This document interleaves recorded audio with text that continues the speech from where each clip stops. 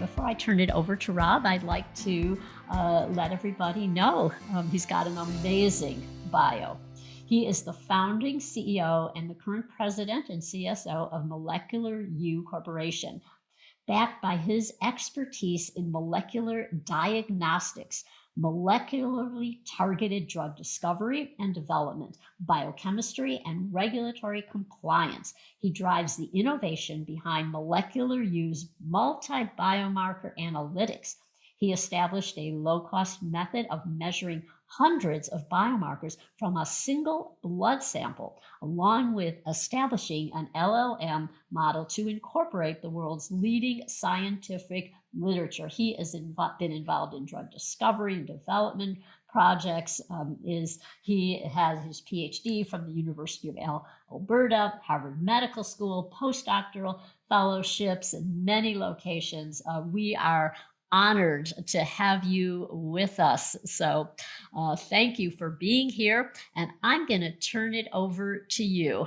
Well, thank you for that. I don't need to introduce myself now that you've done such an excellent job. But just to remind everyone, I am the Chief Scientific Officer at Molecular U and the founder really of everything we've built. But we've had a really excellent year, as you can see on this deck. We were identified as one of the leading digital organizations for longevity, and our CEO, Jim Keen, was featured in Forbes really for his journey and how he has been in this wellness space, starting with Wellness FX, which was repackaging a lot of the diagnostics and helping us giving people really empower over their own data. But what doesn't include that pre-diagnostic stuff, which I'll get into, and that's why he joined our team, and we've really had a great run together. So what we really do is enable that predictive health, being able to see where you are in a pre-symptomatic way using our multi-omic platform. I'm joined here today too by Will Perry, who will share one of his own personal journeys using Molecular U. So this is we all know this is a big and growing economy, and this is an area we operate in, but there are many others, and nothing offensive or meant to be derogatory to any of our competitors, but basically they're taking known diagnostics, which are designed, as we know, to be based on symptoms. So if you have a symptom, you do a diagnostic, and that helps the practitioner really understand what that symptom is. What we've developed is a platform that allows us to see the risks of disease, the health risks, prior to any symptoms. And that's important because then you can act on it. That's when we can have the most impact on any one of our health functions. And we do all of this actually from a single draw of blood. We've got a great team. As I mentioned, Jim is our CEO. He joined us a few years back. He's got a great digital health background dating back to WebMD, and then has built Wellness FX, which is a lot of what you see today in reusing diagnostic tests. And then he's got a great background also in the payer, which really helps us understand how you get rewarded for your good work here. Gene on the CTO, and Murdoch Calais, who's also a very a successful entrepreneur MD. But foundationally, we've been working with two world leaders in the world of metabolome and proteome, Dr. David Wishart, who is the world authority in the human metabolome, and Christoph Borchers, who is the real expert on quantitative proteomics. And these two technologies combined really help build the platform for Molecular U. And just to give you a sense of how sensitive and remarkable this platform is when used in a longitudinal fashion, we're actually able to detect stage 1 pancreatic cancer in a symptom-free individual. And clearly, this is an astounding accomplishment, never really been done before with this kind of accuracy. But in 2018, this individual, Dan Ballon, who's given us permission to talk about her story and share her name, and is very happy that she has been doing Molecular U. She was very healthy when she joined, and over time, though, we did start to notice that a number of her metabolic protein markers that we then make up into pathways were starting to show neoplastic activity, and in a very aggressive form. So we shared this with her practitioner, and the practitioner took it the clinical route and did imaging and a needle biopsy once they found the lesions and determined stage 1 pancreatic cancer. made her eligible for surgery. She had the surgery, and she is now cancer-free, as you can see here in 2024. This is what we live by. If we wait for symptoms, it's already too late. We need methods and technologies like molecular U that allow us to detect disease before it happens, but not over a lifetime. What's happening now? We need something that is real time and is dynamic enough that we can actually take control of it. So we operate in this space here. We can also support people that have primary conditions and help them with the care path, and I'll share a little bit more of that. But this all begins, as multi-omics began with these two characters. I'm sure some of you are familiar with Watson and Crick and how they helped us break down and understand the structure of DNA, which everything else came into place. We can't really do proteomics without having a full understanding of the human genome. And the metabolome is so important because that tells us what those proteins are doing, what their activity is, what generates from protein activity. Genomics are excellent, but they really only tell you what's going on, what could happen over a lifetime. And so it's not that useful on our day-to-day health management. And just to emphasize this, this is a very intuitive study. So many of you may recognize this as a caterpillar and a butterfly. Now, the caterpillar and the butterfly differ not at all genetically. They are identical genetically, but what differs is which genes are being expressed under which conditions that allow it to metamorphosize from a creepy crawly animal to this beautiful, elegant butterfly. And that really emphasizes the need to look, in order to understand how that happens, you need to look at those functional elements, the proteins and the metabolites. And so we built this two-sided solution. We start with a single vial of blood. We run through quantitative analysis through a mass spectrometer, 288 proteins and metabolites. And the key here is everything's run on the same assay. So we're comparing apples and apples all the way through. It's all on the same scale. And that allows us to get very good sensitivity and reproducibility over time. We actually are running at about 5% and 15% coefficient of variation. And we've got everything in a clinically certified lab now, a COLA in the US and ISO 15189 everywhere else in the world. And this data is then fed into our clinical insight platform where we tailor it to our users. And so using large language models, we're now able to either have a very clinical facing or a more, as you see in this example, more of a fitness facing interface so that people can get what they want, the information they want that's going to serve them best. And so in fitness, looking at things like health, performance, and recovery is really important, but you still want to know if any of these sinister conditions might be creeping up on you. We do put everything into biological pathways because when we can put things into biological pathways and really understand how things are working and how they interact, we can then understand what the core or the root cause of any perturbations are, and then go after that with specific action plans, which we generate in our systems. When we roll those biological pathways up and we see which ones are upset, we can actually go across most of our functions or health functions, if you like, whether it be cognitive, liver, metabolic, reproductive, and a number of immune function, coagulation, as you see here, and a number of cancers. So we were actually very good and high accuracy around breast, colorectal, esophageal, ovarian, lung, pancreatic, as you saw, non-small cell lung carcinoma, melanoma, we're getting very close to. But we do this with an average predictive value of 88%. Right now we're doing 288, and in the year, by the end of this year, we should be at over 1,000 from that single draw. So this is how we calculate our accuracy. We run a cohort of individuals, and we're able to see, based on the sensitivity and the specificity, which biomarkers give us that best area under the curve and an ROC curve, which is a way to estimate our predictive value. And then what's really important here is that the biology of those biomarkers aligns with what we know with the conditions so that when we see these changes occurring in these pathways, we can make interventions that can avoid this from ever happening. Again, rolling up the pathways into health risks. We can narrow down what exactly is going on, why an individual may be at risk for something like Alzheimer's disease. And in this particular study, we took 74 patients out of a clinic in Florida.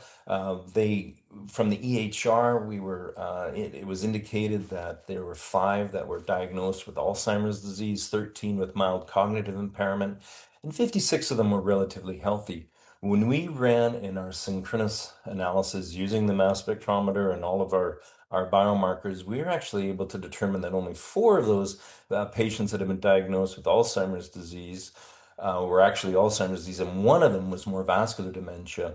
And within that whole population of MCI and the healthy individuals, we found 36 that were actually at risk for Alzheimer's disease. And then there were number 38 that did not have risk for Alzheimer's disease, but had other health risks that we were able to manage. And it just shows the limitations of an asynchronous and diagnostic approach when you can do everything using this kind of technology.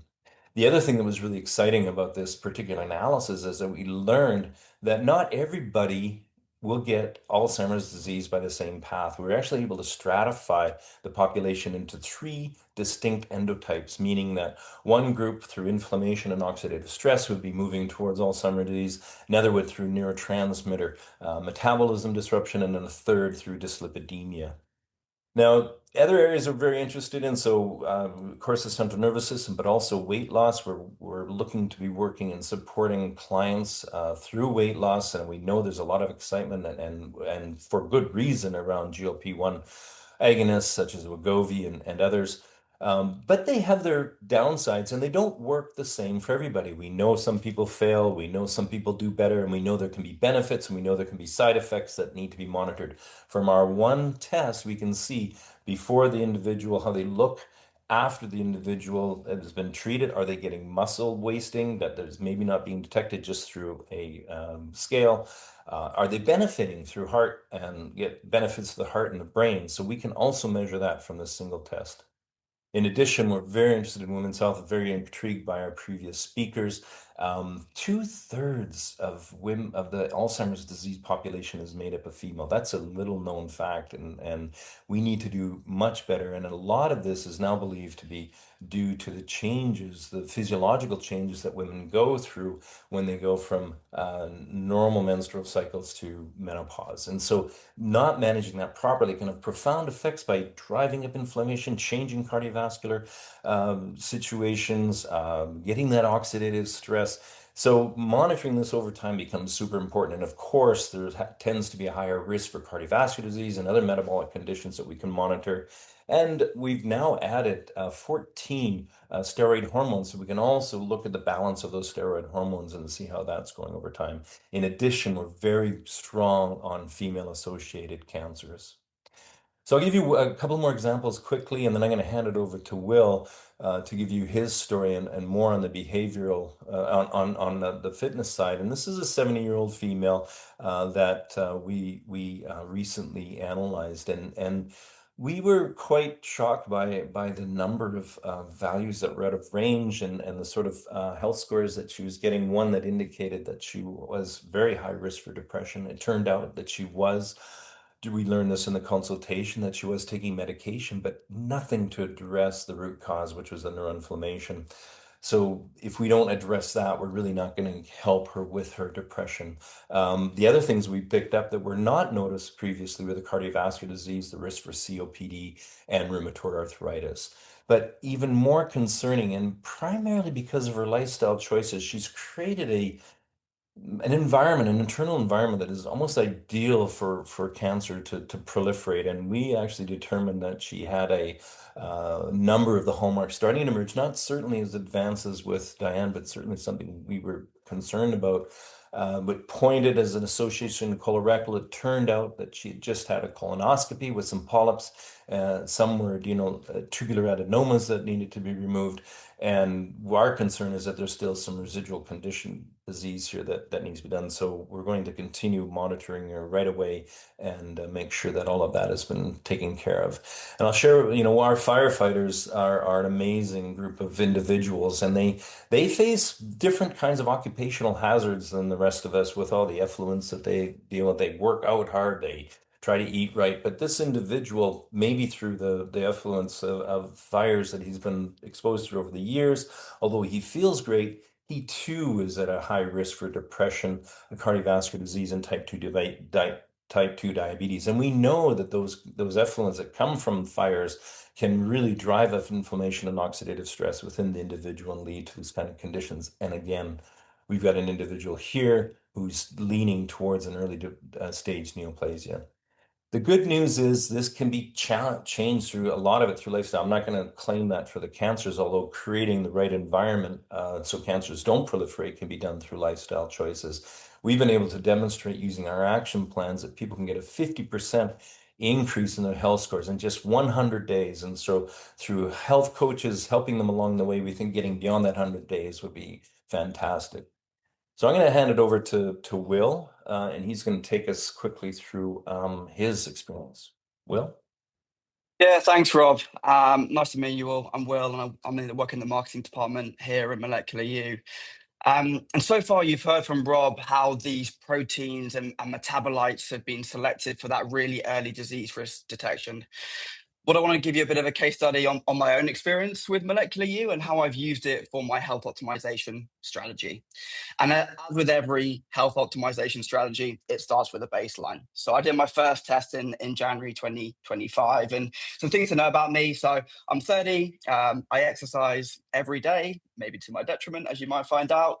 And I've been a natural faster since high school. And I've particularly noticed that, fasting is getting quite a lot of, or intermittent fasting is particularly getting a lot of airtime at the moment. So I thought it was a good thing, but I didn't know that I was aware that I was towards that higher end of the 16 hours fast, mainly because I just wanted to listen to my hunger signals. And that's what my body was telling me. I have a predominantly plant-based diet, and I feel that my diet routine facilitated me not to take any supplements as well. I thought I was doing all the right things. But yeah, next slide, Rob. And I got my first test back in January 2025. And when we look at those biomarkers that Rob mentioned, when you look at it from a disease lens, actually, I've got a really good picture of health. My Alzheimer's, type 2 diabetes, my cardiovascular risk is all very low.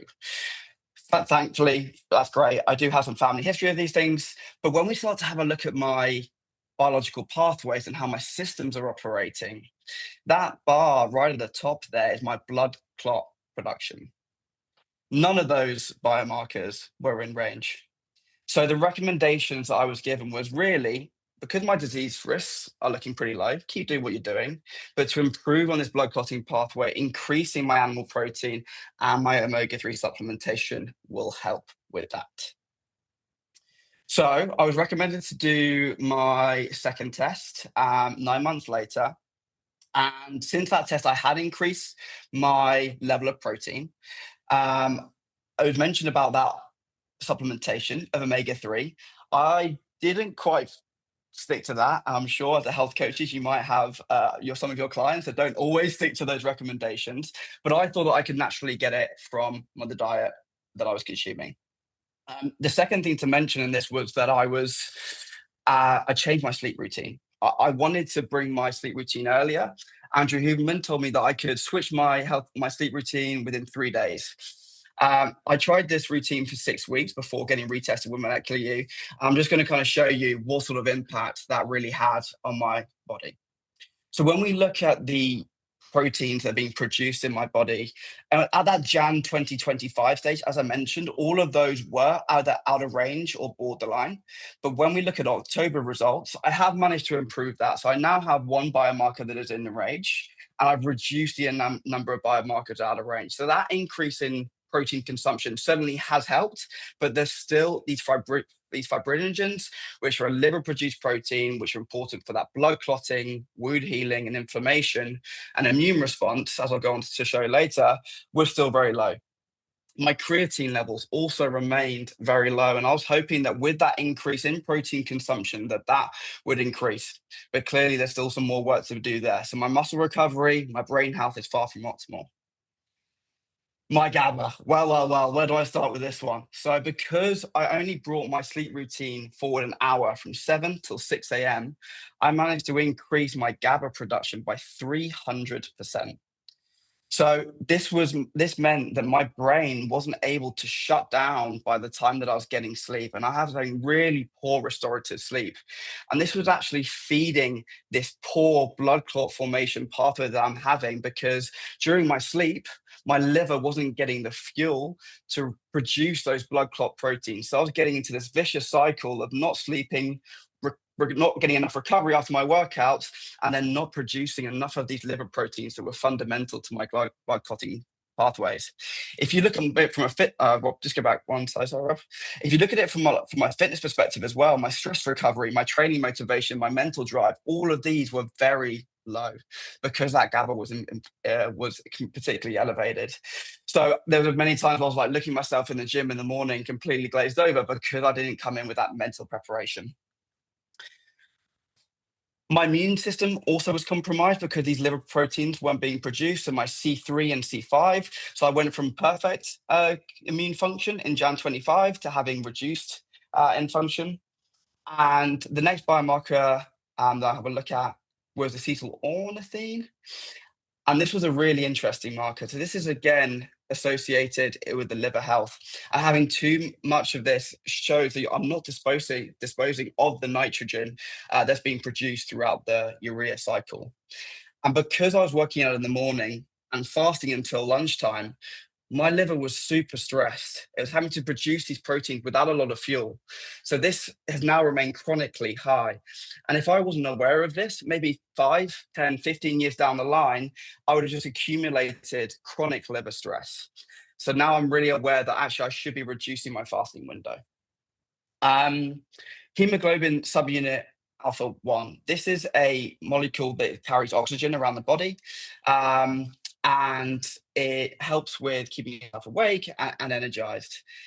Really interestingly as well, it has an involvement in cold tolerance. So because I wasn't be able to transport oxygen efficiently around my body and to my extremities, when I was going cold dipping with my friends on the weekend, I was an absolute wuss. I was rubbish. I was out before everyone else. Now I have an explanation for why that is. If I improve it, then I've got nothing to rely on. But that was a really interesting marker to learn about myself. And the last marker I talk to you about is ceruloplasmin. This really dropped off in my second time point. And this marker has a really important role of antioxidant and anti-inflammatory by carrying copper around the body. I was really interested to learn that my cartilage and bone health, because this marker had rapidly declined, I'm actually giving myself a risk of obtaining injuries throughout my workout and stress fractures, which would have just reduced all of that good impact that I've been doing for my workouts. So those were the key things that I learned from my molecular journey so far. So it's less about that disease perspective, but really with that health optimization lens. And now that I've done my second test, I'm going to stick to that increased protein consumption, maybe from red meats, but also with creatine supplementation. I'm definitely going to go back to that sleep routine that I previously had and see what the impact of that is. But I'm also now going to increase that zinc and copper supplementation to help with that travel of oxygen throughout the body. Test 3 for me is probably going to be in the next 6 to 9 months, so that I can just double check on like the consumption and the dosages of these new things that I'm now taking in my diet.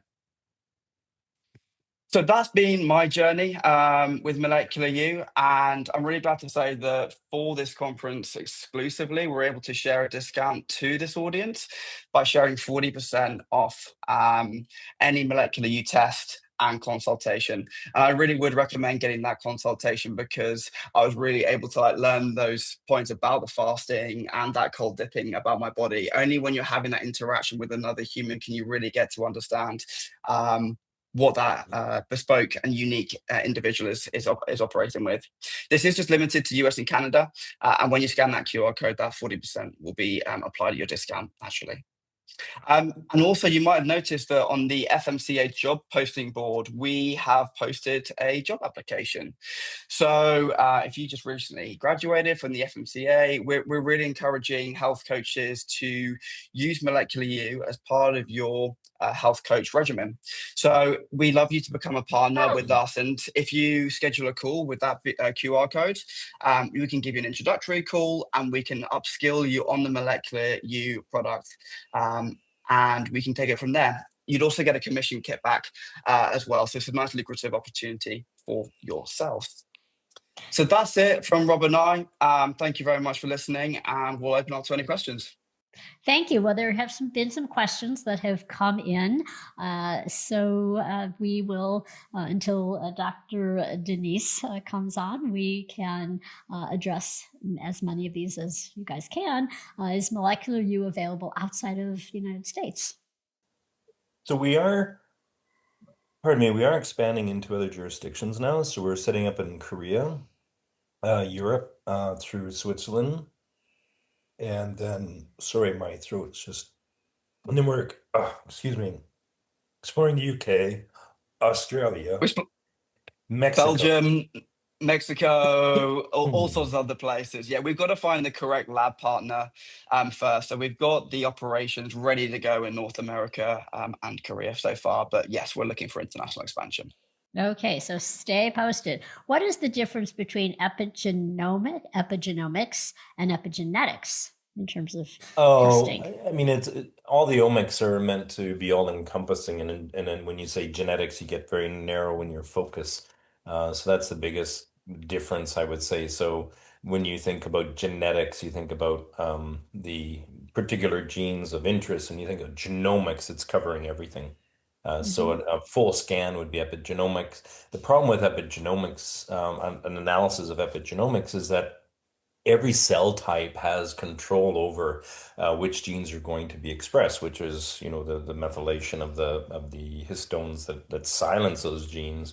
That pattern will change from cell to cell because they have different functions. And so it's very hard to get a good analysis of your epigenome from a single cell, like a white blood cell, which you'll see some groups offering, which is really, just looking at white blood cells doesn't tell you anything about your heart, doesn't tell you about your liver. And even within those cells, it's not just a single cell type, right? So epigenomics can give you an indication, and there's been some good associations, but it doesn't get as specific as something like what we're doing, where we're breaking things down into function and pathways. Okay. So let's say someone's been diagnosed with rheumatoid arthritis. Can this be tested more accurately through Molecular You?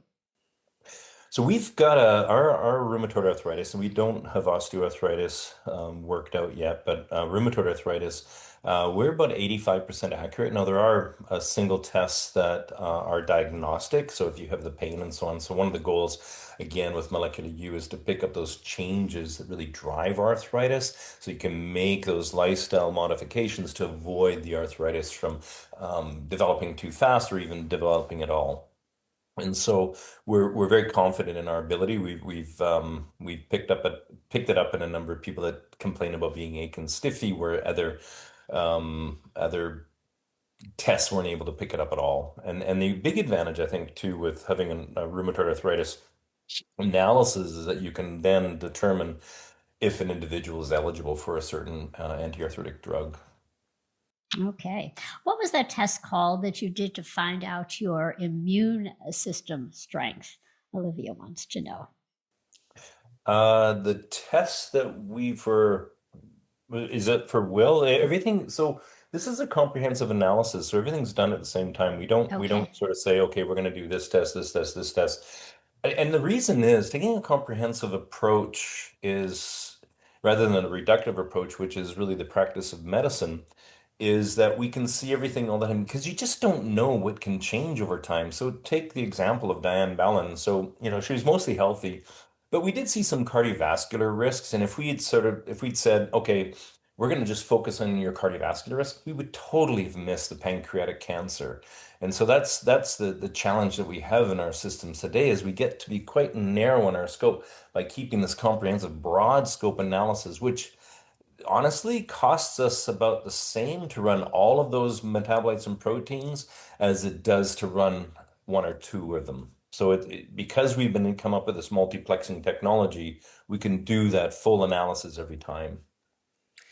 Okay. But Question. if you want to know sorry, if you want to know which biomarkers are associated with different systems, Uh-huh. that's all laid out on our website, and you can Okay.